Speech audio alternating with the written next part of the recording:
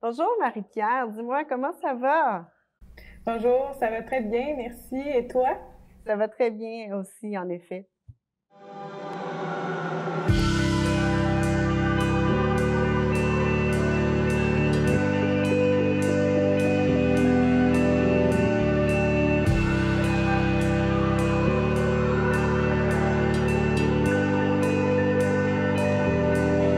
Bonjour à tous et bienvenue à vos nouvelles du voisinage. Je suis très contente aujourd'hui de recevoir Marie-Pierre Côté à distance via Skype, la nouvelle intervenante de Service Plus Trois Pignons. Alors, qui est arrivée au début avril, donc quelques semaines après le début du confinement. Service Plus des Trois Pignons, Marie-Pierre, peux-tu nous dire un peu c'est quoi ça s'inscrit dans quel domaine d'activité?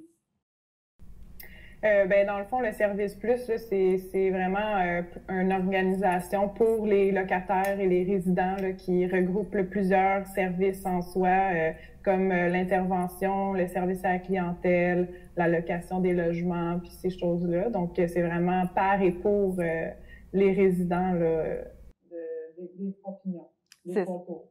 c'est ça exactement. Donc, dans les Tours Frontenac, là, c'est un organisme, là, si je me souviens bien, qui a été mis sur pied là, par des locataires, justement, pour offrir des services et des activités aux résidents. Donc, nouvelle intervenante à Service Plus. Ça s'est bien fait, ton arrivée dans cette période un peu chamboulée qui était le confinement de la pandémie? Ça s'est fait, oui, exactement un peu comme le virus est arrivé. Là, dans le fond, je suis entrée en poste rapidement un vendredi, puis juste avant que les bureaux là, se ferment là, à cause du ministère de la Santé, là, pour la sécurité de tout le monde.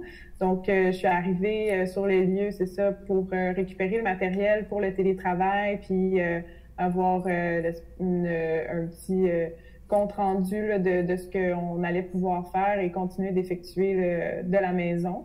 Donc, ça s'est fait comme ça. Et puis, je suis en poste là, depuis le 6 avril officiellement là, de la maison.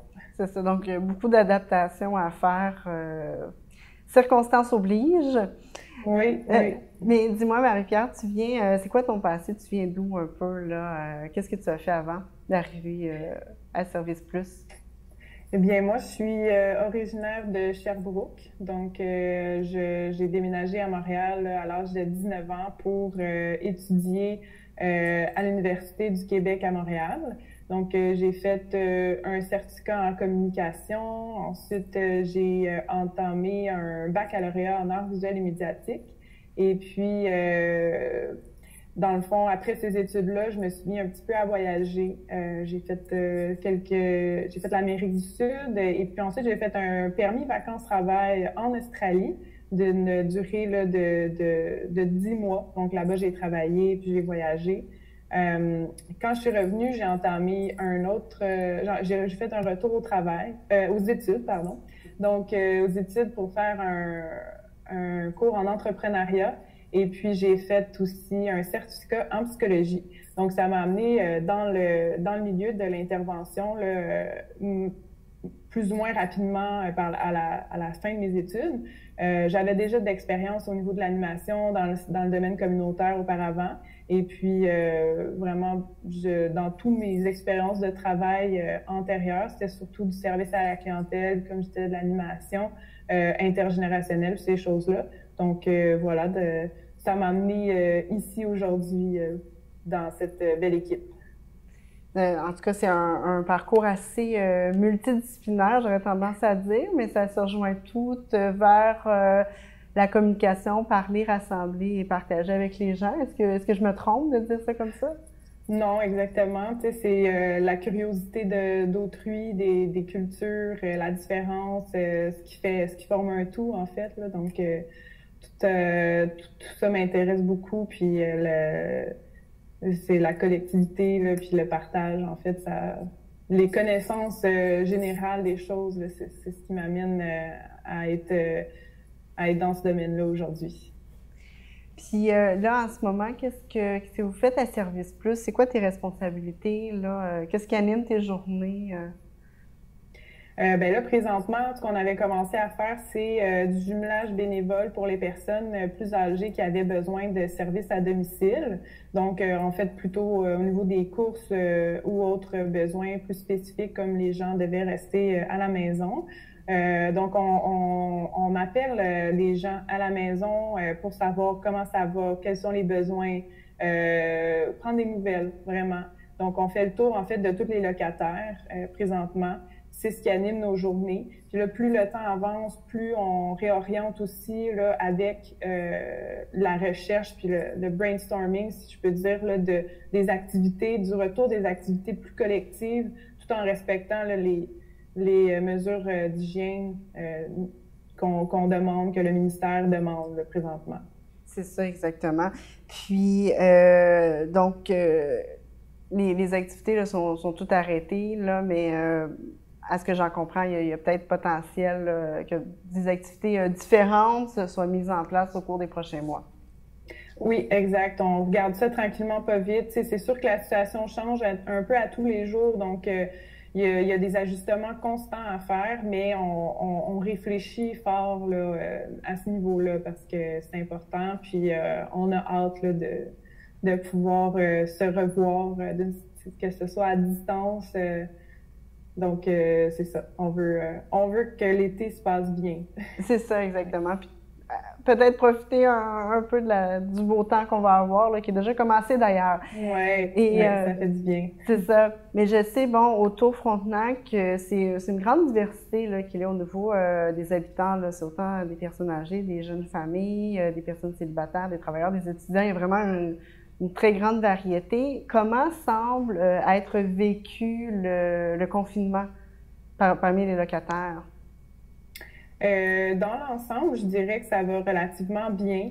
C'est sûr que il y a pas comme d'intervention majeure ou quoi que ce soit là. C'est un peu l'adaptation de tout le monde. Tu sais, un petit peu les gens sont un peu tannés d'être à la maison et tout ça. Donc c'est normal. En fait, on vit tous un peu la même réalité là, au final.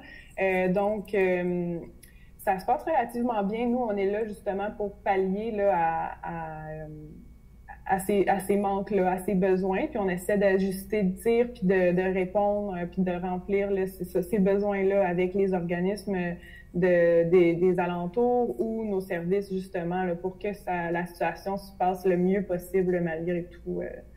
Donc, en général, je dirais que ça va très bien. Là. Il y a pas les besoins sont facilement comblés à ce niveau-là. Là.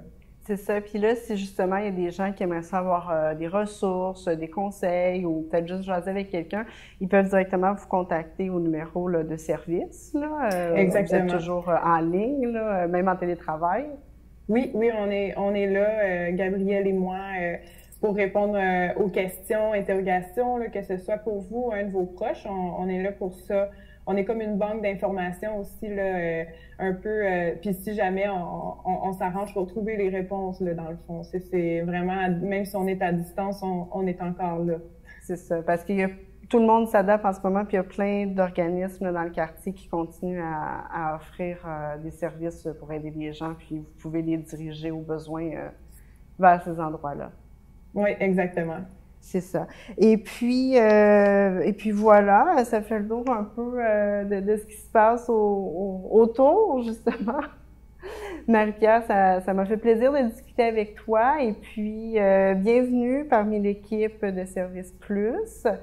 Et je suis certaine que les locataires vont être contents de te rencontrer prochainement. Ben oui, merci. Merci de m'avoir reçu. Le plaisir est partagé. Puis certainement, là, on va se croiser là, quand même probablement plus tôt que prévu là, dans les tours, puis au niveau de ce qui va suivre là, cet été, certainement. Bon, ben Marie-Pierre, prends soin de toi, puis continue ton travail qui est essentiel. Ben merci beaucoup. Ben, prends soin de toi aussi. Merci.